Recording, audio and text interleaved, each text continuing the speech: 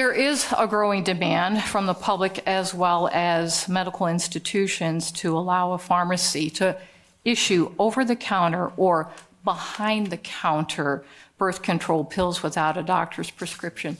There is a difference. AB 176 is a behind-the-counter bill because you still have to have a pharmacist prescribe it, and there's all kinds of stipulations that have to go with it. So you can't just walk up and pick it up off the shelf and go pay for it. This consideration has come into sharp focus since the U.S. Supreme Court decision to overturn Roe versus Wade. 21 states and Washington, D.C. have now allowed the purchase of over-the-counter or behind-the-counter birth control medications. That data is as of February 2023, and Representative Kitchens obviously had more updated because he had a few other states that have recently passed it. AB 176 would allow pharmacists to prescribe and dispense birth control pills without a prescription from a medical professional. This allows a woman to prevent a pregnancy through the taking of birth control pill or the use of a hormonal contraceptive patch, and therefore, in an unwanted pregnancy, avoid the more dangerous procedure of an abortion as well as the moral dilemma of taking a child's life while in utero. There is resistance to allowing over-the-counter or behind-the-counter purchase of birth control pills or patch due to the safety concerns.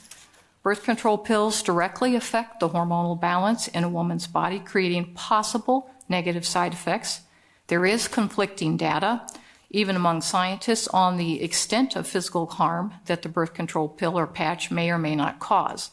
Generally, all sources do agree that there could be some minor side effects, including headaches, breast changes, and menstrual cycle changes. It is also noted that the birth control pills can add to the risk of contracting certain cancers, but at the same time can reduce the risk of other cancers. There is substantial support of allowing the purchase of over or behind-the-counter birth control. Many women are insisting that it is their right to make decisions about their own body when it comes to abortion, even if that means a child in utero could lose his or her life. AB 176 and allowing the purchase of behind-the-counter birth control pills would help relieve some of this constitutional political tension. Prevention of pregnancy through the use of birth control pill or patch would then preclude the decision with which a woman would be faced if she became pregnant. As a birth control pill patch prevents pregnancy in almost all cases, there would be no unwanted pregnancy. Therefore, abortion would not need to be considered.